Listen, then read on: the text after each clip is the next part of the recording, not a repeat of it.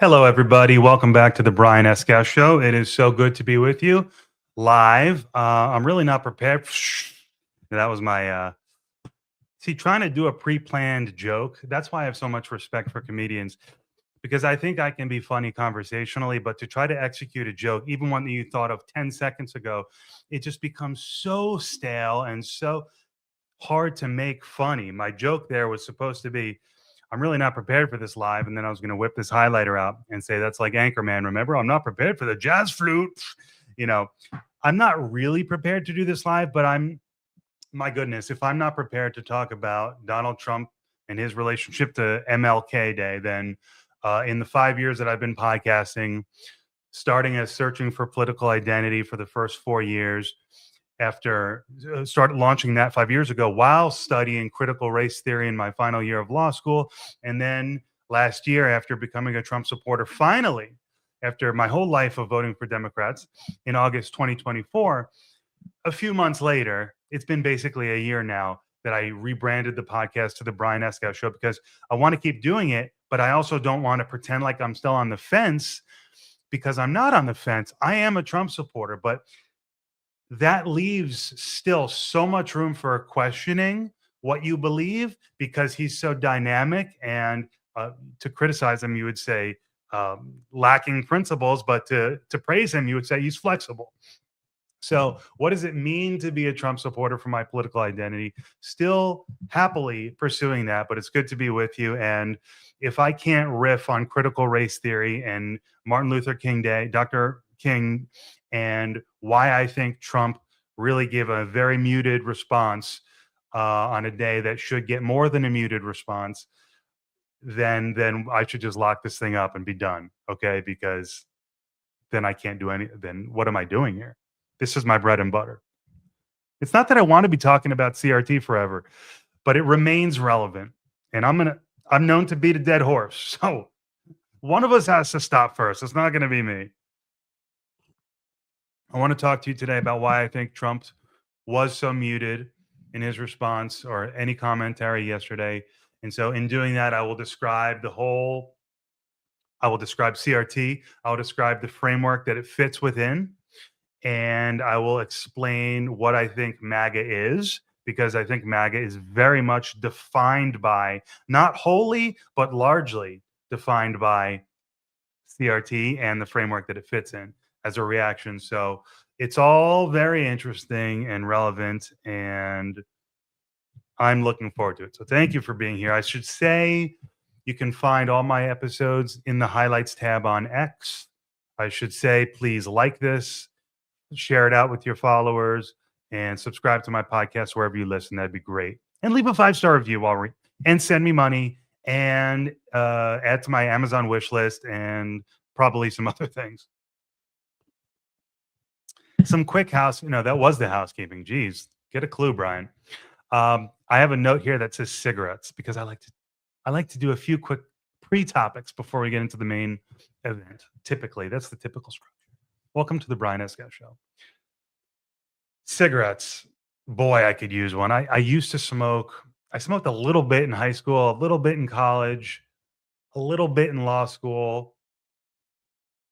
So I was never a huge smoker, but I was a cigarette smoker for a period of time. I was never like a crazy cigarette smoker. Although when I was studying for the bar exam, I mean, I was chain smoking would be an understatement. I mean, I would go have a couple and then come back inside and then go have a couple. I mean, it was just so intense and they're so helpful. They cut your appetite. Here I am doing a commercial for cigarettes. Perfect. They kill your appetite and they enhance your focus. I wish they weren't bad for you because I'd still be smoking. I'd be happily smoking. I want a cigarette. You know what made me think about this is Matt Walsh was recently on Tucker Carlson, and randomly for a brief moment they were talking about their morning routines, which I love hearing about people's morning routines. Who doesn't, right? We love that stuff. And food and X and the Bible and petting your dogs came up, and they were both just like, be nice to just have and I think like roll out of bed and have a cigarette. Basically, the bottom line was a cigarette is the best way to start the day. And look, that's what made me think about cigarettes. And I got to say, if they were healthy, I'd be happily smoking because I love the way they make me feel. They sure they taste like shit, but the taste is worth the effects. It's the damn health. The smell isn't great. So those of us who know what it's like to have a nice pull of a cigarette, whether coffee and focus, know what I'm talking about. But can't have it all in this world, right? I guess vices. You got to pick and choose your battles. And I wish they can make a healthy cigarette. I'd be the first one to buy. Okay. Next pre-topic is JD Vance. Did you see the announcement today? Him and his wife are expecting their fourth child. Fantastic. Mazel tov. Congratulations. And I guess I'm sorry to the woke right who were convinced that JD was either gay and look, I guess he could still be gay theoretically, but or on the verge of divorce, which I guess he could theoretically still be. But it's not looking good for the people who are betting on Erica Kirk and betting on Usha Vance, being able to put a wedge between MAGA there. So sorry. Very happy to see the Vance family is growing. And look, like you would with any family in the limelight, you wish them the best. They're human beings, and who knows? Who knows? And who cares what tensions or what's going on? Who the fuck cares? Usha Vance happens to be interesting because she's so smart and so accomplished, and she's an Indian American. I mean, that is fascinating and relevant. So fine, let's talk about Usha Vance. It's great, but the relationship and all the bullshit. I have very little patience for people who go after Erica Kirk or Anusha Vance. Although I guess Erica Kirk has a few more things that make you go, that's interesting. But still, that's as far as I would go. That's interesting. Far as I would go. I have no patience for the people who have been so horrible to Erica Kirk. Okay. Next pre-topic here, almost there, folks, is music. Music and comedy are the next two, the final ones. And I guess my point here is, what a nightmare.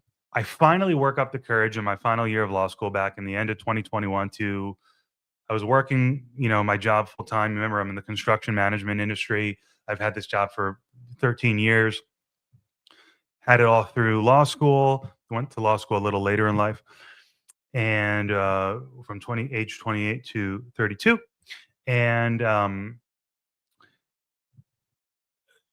36 now.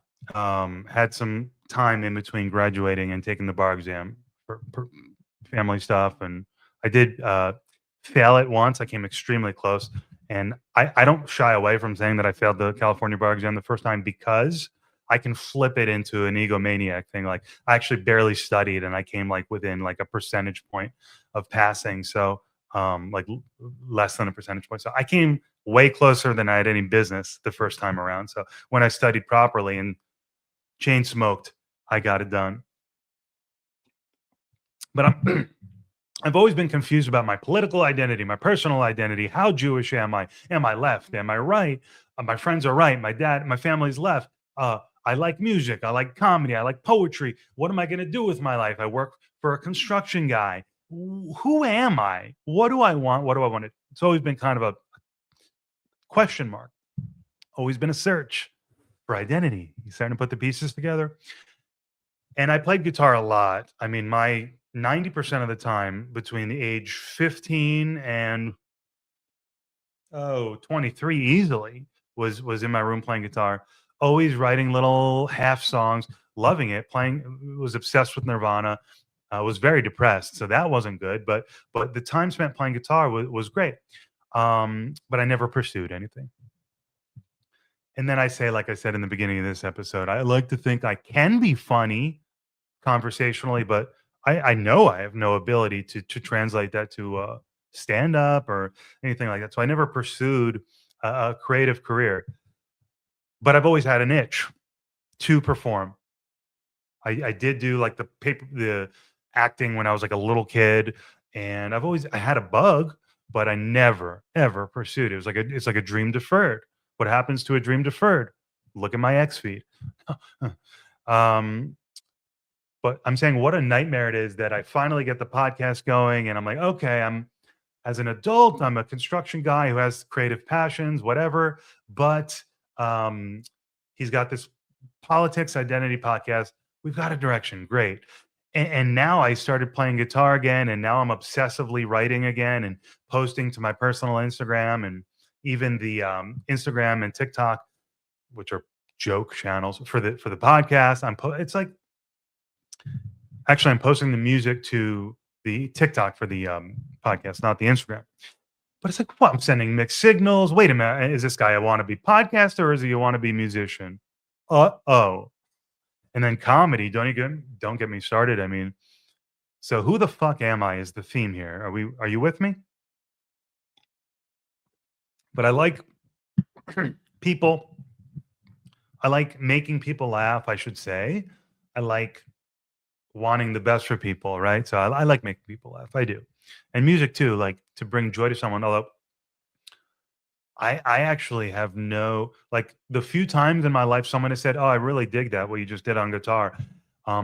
It's like I guess, and this actually ties into a question my dad's girlfriend asked me recently. It was a good question.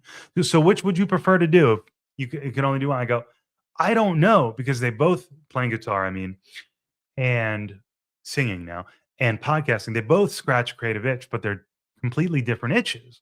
And so my what I'm saying is, it doesn't bring me any joy, I don't think, really, or doesn't really do anything for me that people are hearing or reacting to a piece of music of mine. It's just I'm doing it because that's what comes out when I sit down with a guitar, you know? Um, there's something I want to get out. Whereas the podcast, I mean, yeah, no, I totally want views and I like, I would like to get views. Now, I'm still not in this for money. Um, if I was in it for money, I would have made a deal with some person a long time ago to handle my podcast. And so where I just show up. Now I just show up, but that's all I got. That's what this is. So I just don't care. Like I want it to grow, but I don't want to be doing bullshit. I don't want to be giving a false light. Just I am who I am. If we grow, we grow. So that's the approach I've taken. But I still do want it to grow.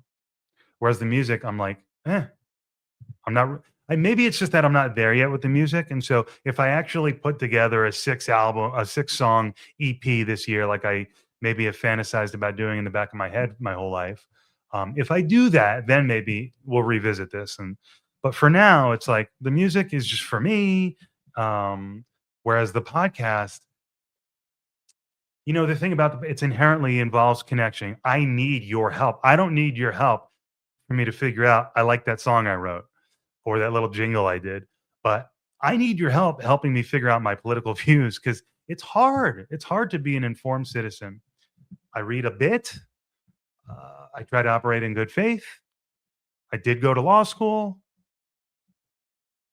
I care a little bit, right? So I'm trying here.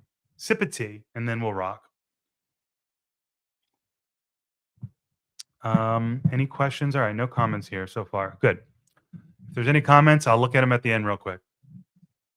So, why Trump skipped MLK Day? So he didn't, right? I guess the story is the White House was kind of silent.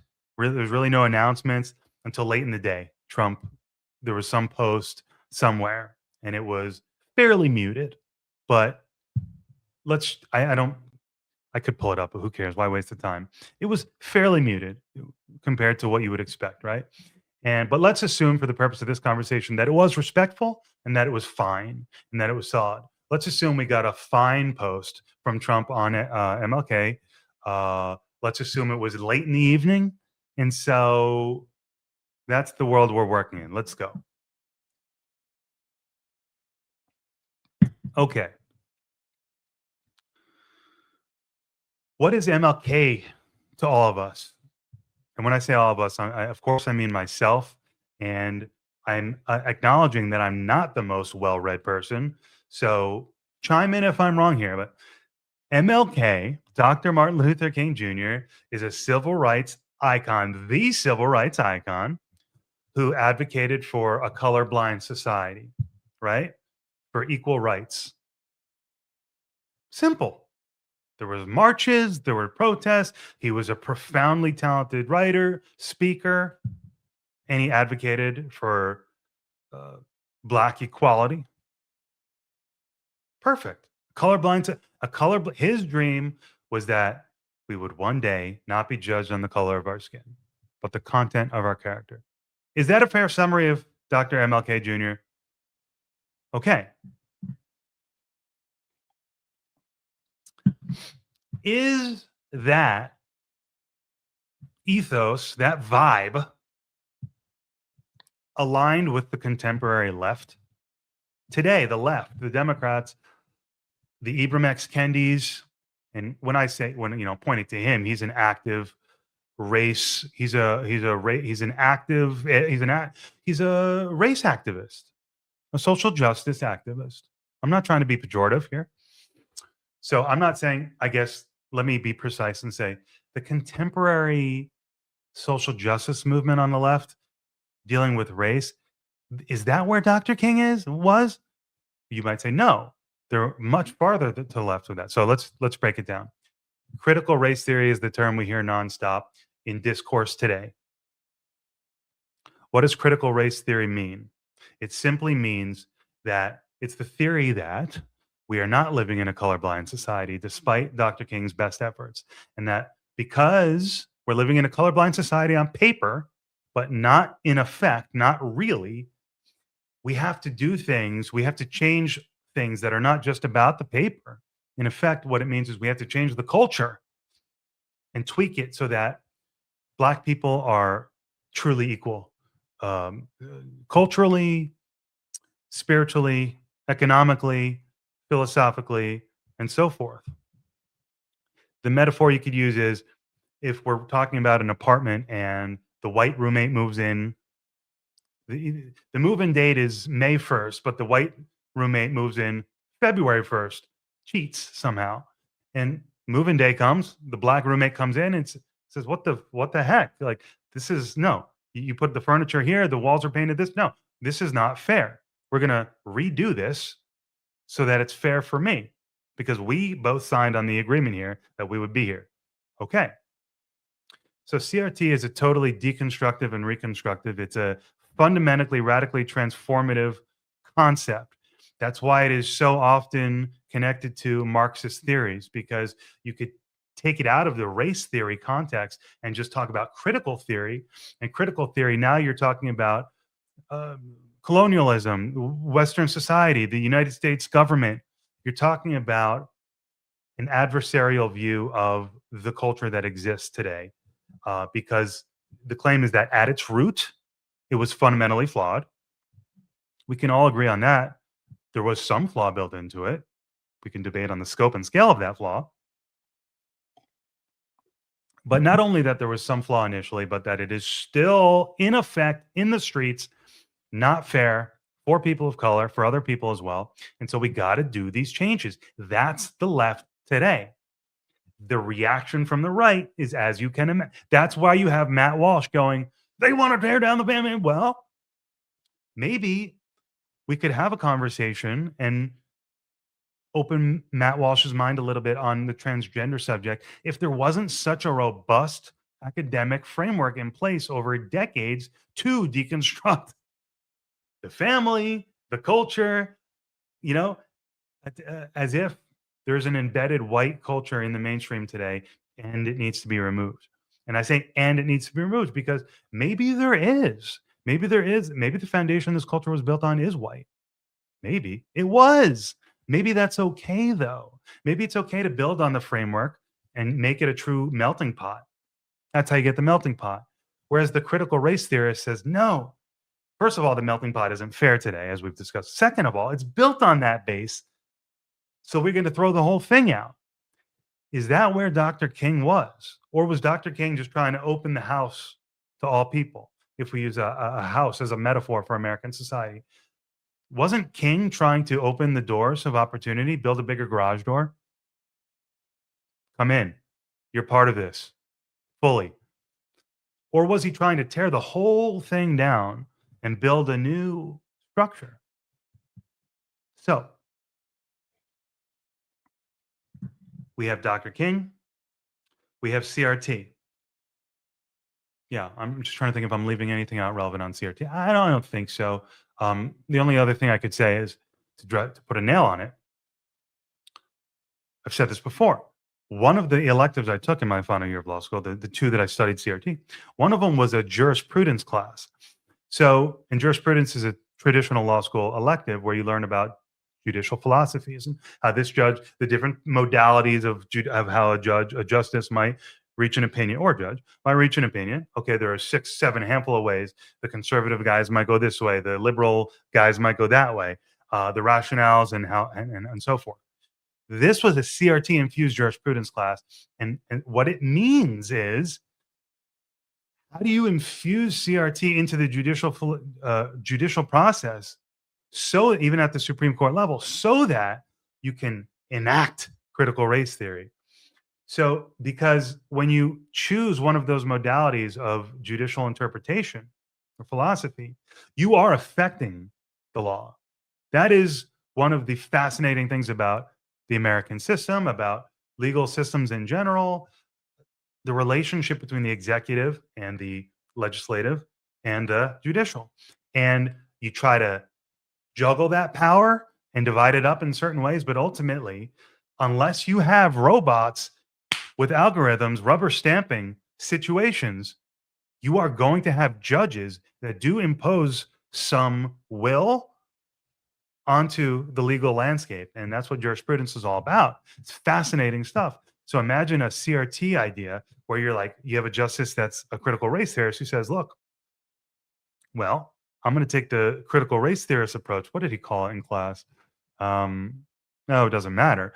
But I'm going to infuse in my opinion, what you do is, and how they would do it is, okay, so A, B, C is the fact scenario. Okay, I'm the judge who's a critical race theorist. I'm now saying, okay, this is the insider, because CRT is all about the inside. Okay, good. I'm glad I did this.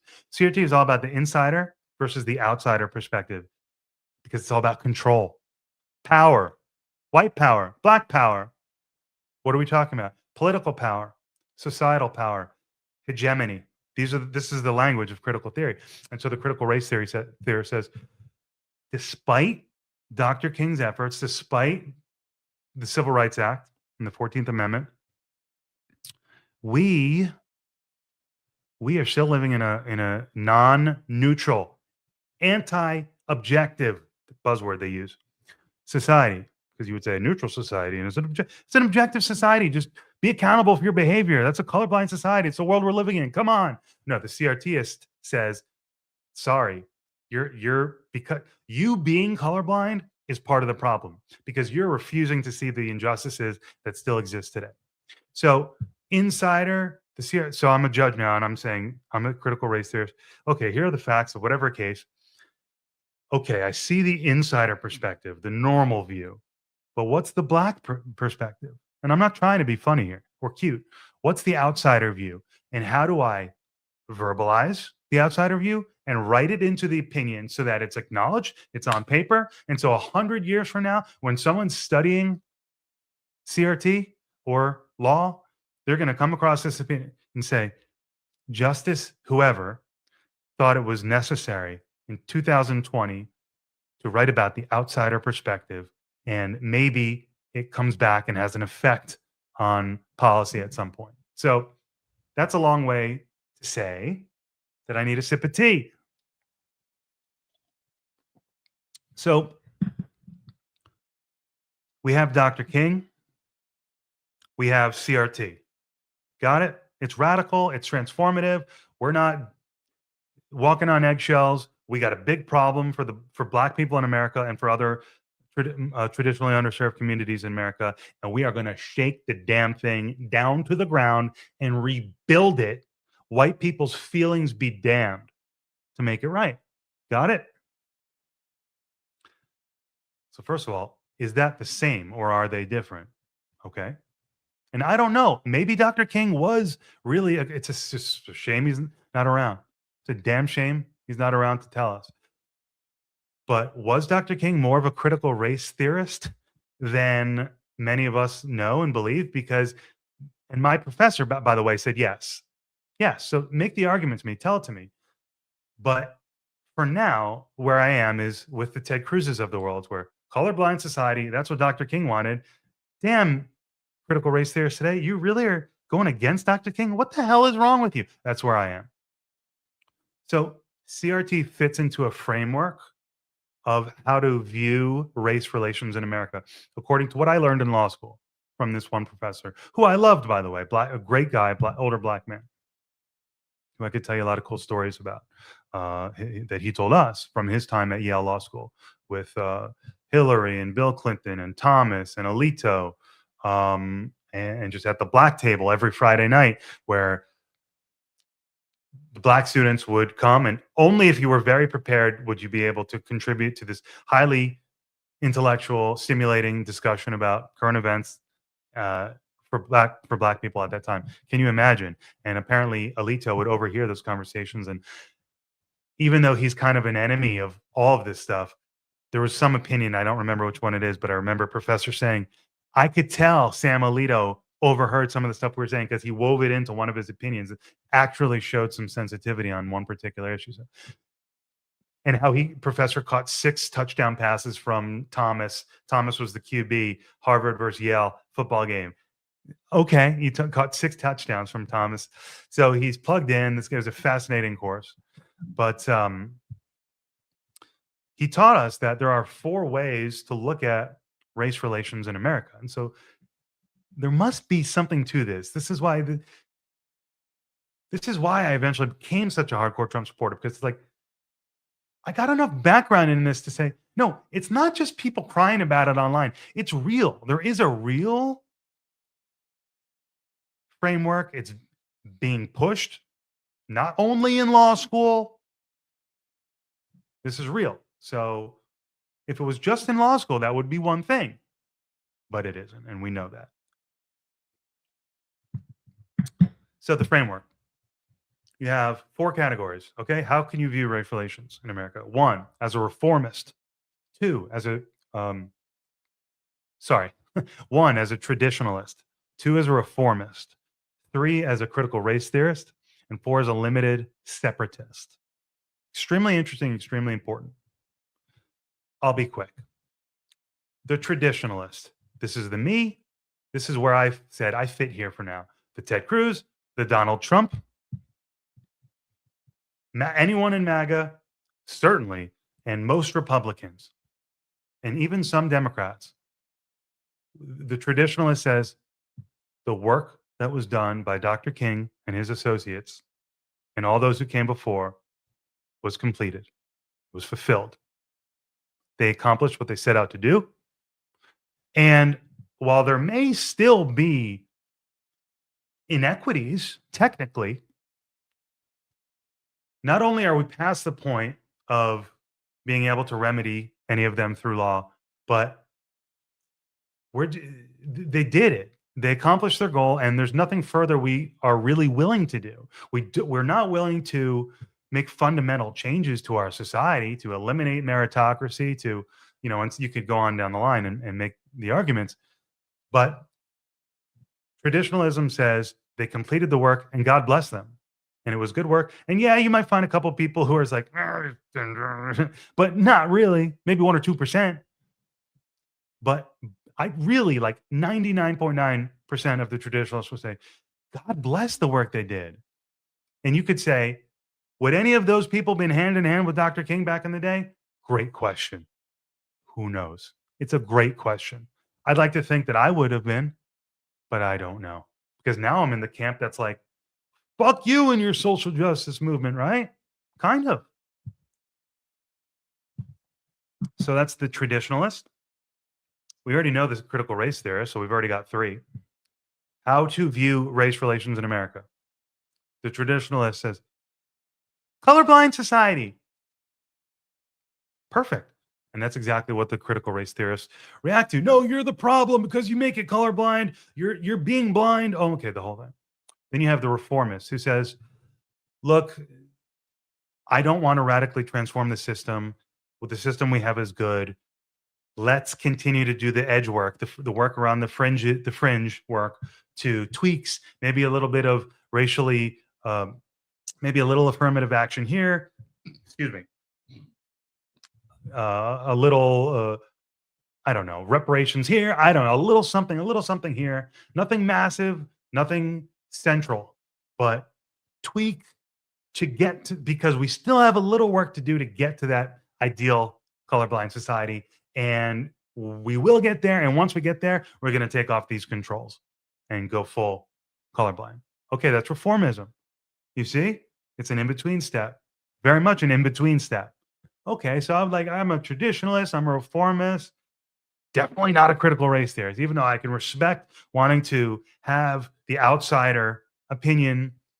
Who who would say that it's not cool to stand up for the outsider perspective? Who would say that it's not cool to stand up for the underdog? Not me. But it's really when you start asking yourself, is it necessary for that to be how judges view cases? It, is the systemic inequality so great still that such action is appropriate? That's the big question. So you have traditionalists, you have your reformists, and you have your critical race theorists. What's left is the limited separatists. So this is really interesting. Towards the end of probably the second class that we took on this stuff, everyone who took the first class with the professor signed up for the second one because it's like, we got to hear part two. One of them was called diversity and discrimination law. The other was called jurisprudence, and they were both CRT flavored. Wasn't your grandma's jurisprudence, as I say. So, limited separation, professor says, is an acknowledgement by Derek Bell, the Harvard professor, civil rights activist, obviously a black man. Derek Bell, if you didn't know, created critical race theory. And apparently, he lamented on his deathbed that it was a failure. He acknowledged that CRT failed because it required a critical mass of white people of the mainstream society. He diagnosed mainstream society as white. Therefore, a sufficient amount of white people would be needed to have this internal reflection and enact the changes. And whether it's strong affirmative action or in all the judges, strong opinions, to the max, in all these ways, a thorough effort, or else society was never going to change. And that critical mass of white people never came to be. And so the black movement, you would say, is still languishing for justice. And it's due day. The black soul, you might say, is still struggling for freedom in America. You might say, very fairly, according to that view. So I don't know if he was on his deathbed when he thought of this, but let's make a story out of it and say that he was. He's on his deathbed, and he goes, "Shit, didn't work. How about we come up with something called limited separation?" And when I describe limited separation, it's going to sound like a return to segregation. Can you believe that? But it's not, but it almost is. So basically, limited separation is a recommended return to a mostly segregized world. I need another sip of tea. So sorry. Limited separation says the best way to help the black soul, I guess I'm going to use that term now instead of the black community in America, whatever, is to get out of their way and help them get set up with separate institutions. Because only in separate institutions can the black soul be treated with the respect it deserves, is the thinking. Well, I'm not going to get the care I need at a hospital that doesn't prioritize black health. I'm not, and so on. Firehouse, police, government building, school, whatever, have separate institutions. Now, to make it legal, the trick would be, or moral, you might say, as well. The trick with limited separation is non-black people are welcome in the institutions, but there must be at least 51% black um, identity of any given institution to retain its core blackness, limited separation. I'm sitting there going, and this is a couple years ago now. I go, Jesus Christmas. We're talking about like a return to segregation. I mean, look, it's interesting. I mean, because you could go, oh, well, maybe there is something to that. I mean, fuck. I mean, it's not where my head was. It's not where my head was going into it, and it's not where my head is now. But can you believe that people are talking about this? And so it's interesting, and it's all good. We could talk about a lot of things, but and look, if data supports some sort of um, segregated environment, then I guess we need to have that conversation. I hope it doesn't. I hope that's not what the data says. But and you don't hear that on the left, but this is the framework. If CRT fails, maybe we go to limited separation. And so I come at these issues, and so I talked to people for 4 years and I voted for Biden after that. But oh no, you know what? I voted for Biden in 20, of course, and then I took these courses in 21, 22. So I actually took the courses later. So I took the courses, had 4 years of conversations as the host of Searching for Political Identity, and eventually, when Kennedy endorsed Trump, I immediately followed, and it was just instantaneous and cathartic. And I went on a tear for a year. I had great posts. They were really, what's the word I'm looking for? Inspired. Elon was responding to a couple of them, right? I was riding the wave. And now I'm boring again because, like, I did it, and I don't really know what else to say other than, yeah, I really like. So, but the point is, I became such a strong Trump supporter because after studying it and then looking in the world and talking to people, I go, yeah, I think they're right. I think the right's right. I think this is thoroughly fucked, the left, and too many people on the left think this way.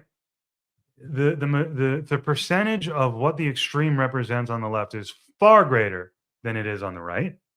That's what I concluded prior to voting for Trump. And so here I am a year into Trump's administration going, I sure as hell couldn't vote for Kamala Harris because of the CRT stuff, because it was so integral to her existence and her campaign and Biden's existence, whether she likes it or not. And I think she was actually put in a really tough, unfair position. And I'm actually kind of interested to see what she does next. But it wasn't going to fly with me in 2020, circumstances being what they were. And in the movies and commercials and just everywhere in the discourse, you go, there is something afoot here. And I studied it and I saw that there was a big framework here. And it's not just, you know, a random Trump supporter going, they're taking our freedoms and they hate America and they hate whites and they hate traditional America. Well, you know what? They kind of do. Look, the theory itself doesn't hate anybody. The theory itself seeks equality. The theory itself seeks power balance. So let's be fair to the theory. And you could say the theory is a front for Marxism, and Marxism cares about who's in charge. No, I buy that, totally buy that. But let's just keep it on a CRT specific level, race relations. The theory itself, let's give it the benefit of the doubt.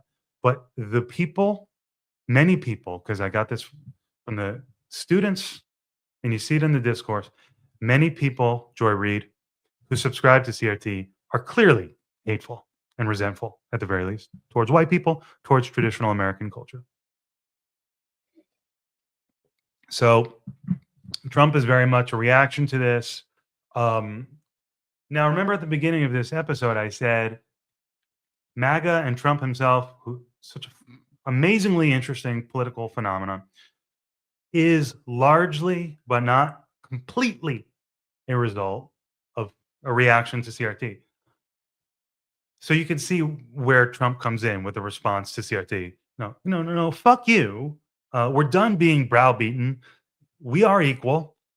Go out and be equal. We're proud to be American. You're not going to shame me. I love this country. I love what it's all about. Root on up, and you're just not going to rewrite the history here. And so maybe he even goes a little too hard, maybe occasionally, maybe, but into course correcting. Maybe they do a little extreme on museum exhibits. Maybe they do a little extreme on this. Maybe they don't give as much. And so this is why he doesn't give a response that might be appropriate to Martin Luther King, because it's connected, unfortunately, whether it should be or not, whether it should be or not.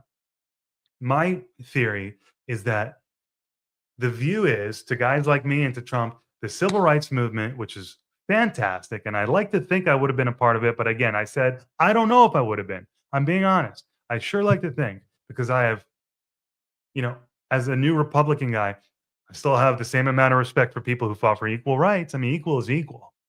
So the Trump view, in my opinion, is that's all good, but it was hijacked, that civil rights movement, by the critical theory movement, by the critical race theory movement. And it has gone for so long now into shame and resentment and tear down and destroy and rebuild and Marxism, that Trump's like, fuck you. And you know what? A lot of people say, that's right.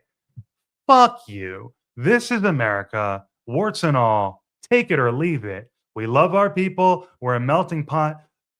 Come here legally and love our country, and you're one of us, baby. And you got the golden ticket. Not for anything promised, but for an opportunity.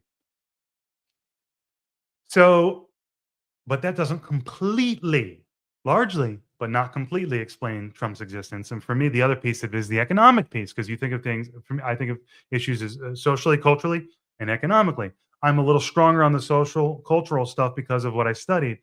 Very, very weak economically. But I defer to the people that I trust on the social stuff. I say, well, if I agree with them here, I'm probably going to agree with them there. And 95% of them are libertarian economists who believe in free markets. It gets really interesting there when you consider that some things Trump does, there's that woke right, which culturally has things completely wrong. There's that small fragment of Trump's base that themselves goes too far, whereas Trump's a reaction to the CRT stuff. The woke right is an overreaction. They do a mirror image and it doesn't work out. It's all bad. Whites only. It's real bad. The woke right, likes the populism. They like protectionism. They like potentially national socialism. Much more open to it. So it's really fascinating. But the majority of people, like I said, who I agree with on the right, are free market people, and that's where the conversation does get really interesting about what MAGA is and what it's all about. Because socially, we all agree, but economically, what's it all about? And Trump does send mixed signals on that, and so very, very interesting.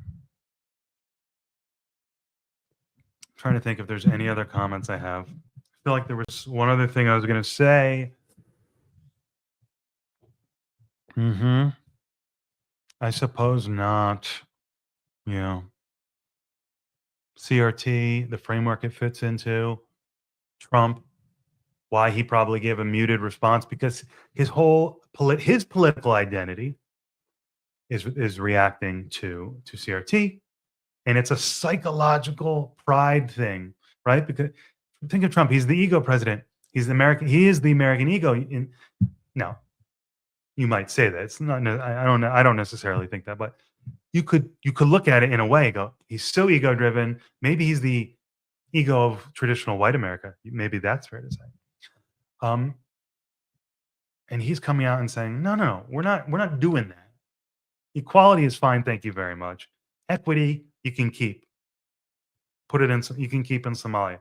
I mean, I don't mean to be rude or mean, but that was me trying to be a little funny there. So, yeah, a year in, I'm not ready to judge Trump on much of anything.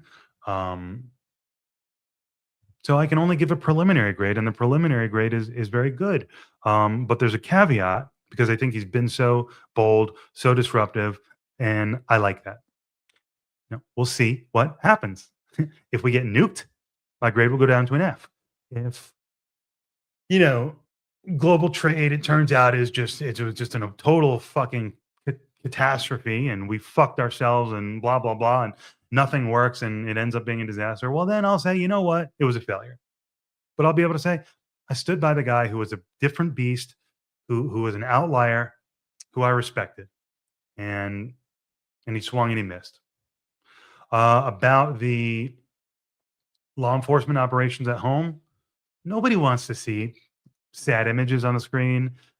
Everyone has sympathy.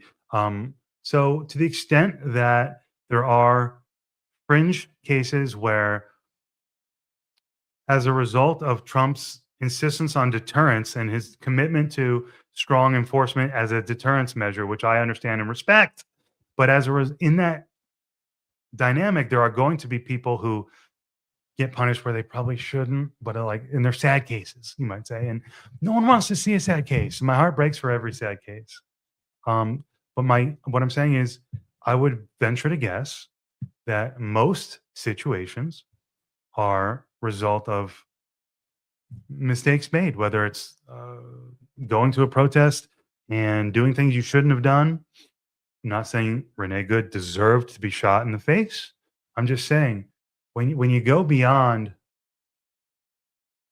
the norms, you put yourself in danger. I guess is what I'm saying. What was I saying? Anyone know? Oh, I guess I was saying I acknowledge that there are definitely controversial aspects to the Trump administration. I mean, look at the last couple episodes I've done. Tucker's acknowledging these are big moves. They're bold moves. Um, if they all work out, great. And if they all work out, we're still in a different place because he is so strong as an executive and so willing to buck norms. So I like a vigorous executive who tests boundaries. I hope it all works out, right? So I guess what I'm saying is I understand how we're dancing on the knife's edge a bit. I do recognize that. I think we're dancing on the knife's edge a little bit, just a little bit. Like not too much. I don't want to like overhype it, but a little bit. Yeah. No, I don't want to pretend to be like everything Trump's done is clearly, obviously correct and totally reasonable. No, obviously he's a different guy, and there are valid reasons to be going. I hope this works out, and I in every dimension in terms of direct outcome and second order effect. I hope this all works out. I acknowledge that. But the calculus for many of us is the left has been so extreme lately that Trump is reasonable. And that is, I think, the situation we have where so many people are just reacting to what they know, which is the signal society is sending them. They got the CRT signal, they got the MAGA signal, and we don't really know what to make out of anything else because we're not experts. We defer to the experts. And so we're hoping for the best. We're hoping that the guy that said no to the ideology that made us feel bad has the right vision for America. Ladies and gentlemen, it's a pleasure to be with you as always. That's where I am 1 year in. I hope this helped you. Look forward to seeing you on the next one. I don't know. I don't have anything booked right now, but I've got some guests cooking. I've got some messages I've got to write, book some people, but no plans on slowing down. And I hope you'll continue on this journey with me because it's a high tension environment and I'd like to make a positive impact, a modest positive impact. So I think together we can do that. Have a great night and see you next time.